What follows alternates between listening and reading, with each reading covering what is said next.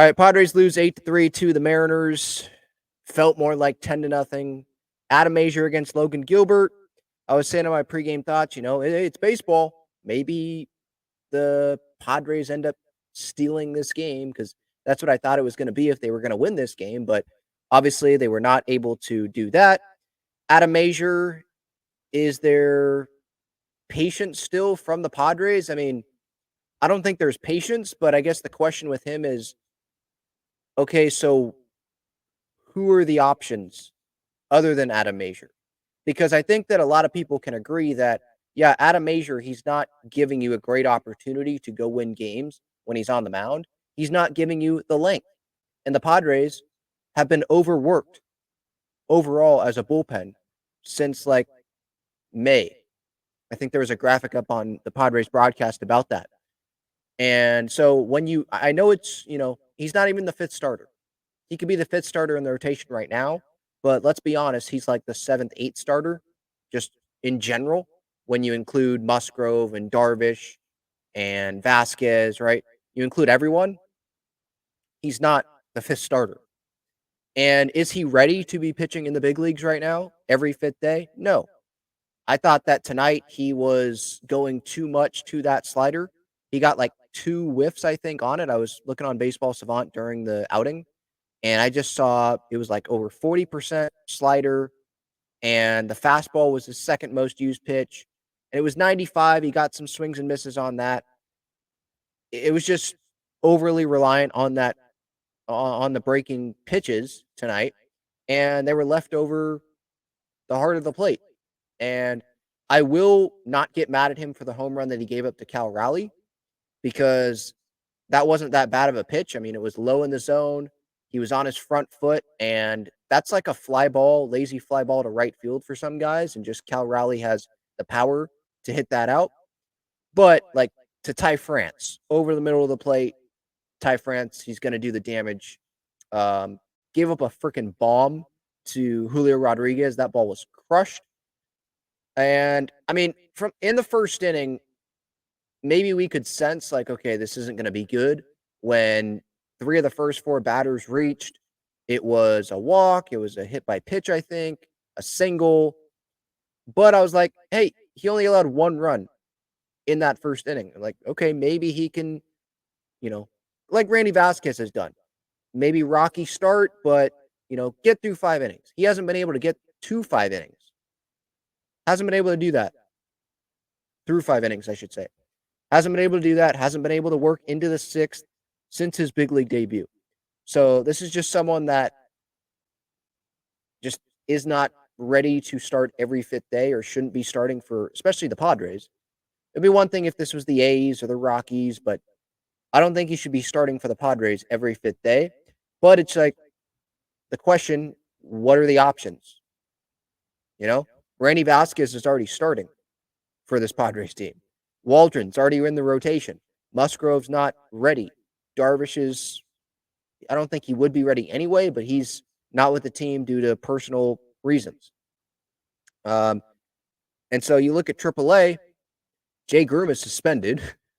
I was running through the options. Daniel Camarena, he just threw to Xander Bogaerts today, so it's not like he was going to be, the option to go pitch today. It just feels like Adam Mazur, they have to keep throwing him out there when they need to.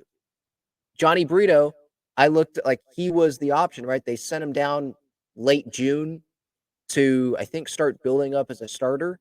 But his 2 outings since going down to AAA El Paso, it's not that convincing. Again, it's AAA El Paso. So I'm not even really focused on the 4 earned runs, 5 earned runs that he's allowed in those 2 outings. I'm more focused on, okay, how long is Johnny Brito going? 2 2/3, 2 1/3 are those 2 outings. It's not like he's going 4 innings. So to me, he's just not built up to even be a starting pitcher and to take Adam Mazur's spot right now. So how aggressive will AJ be? Will he go get a starter way before the trade deadline? Will he go for a couple starters? The Padres, they want clarification from Darvish to see, okay, are you going to come back?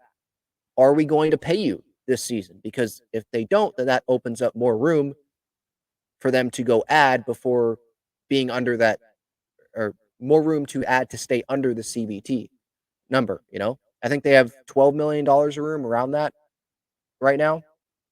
And so if they don't pay Darvish, I think he's coming back. So I don't think this is going to actually be an option. But, um, you know, if he doesn't come back, then yeah, it opens up more space. I'm not saying the Padres are going to add that much for this year because if it's at the deadline, you're paying prorated less than half of that person's year salary, you know?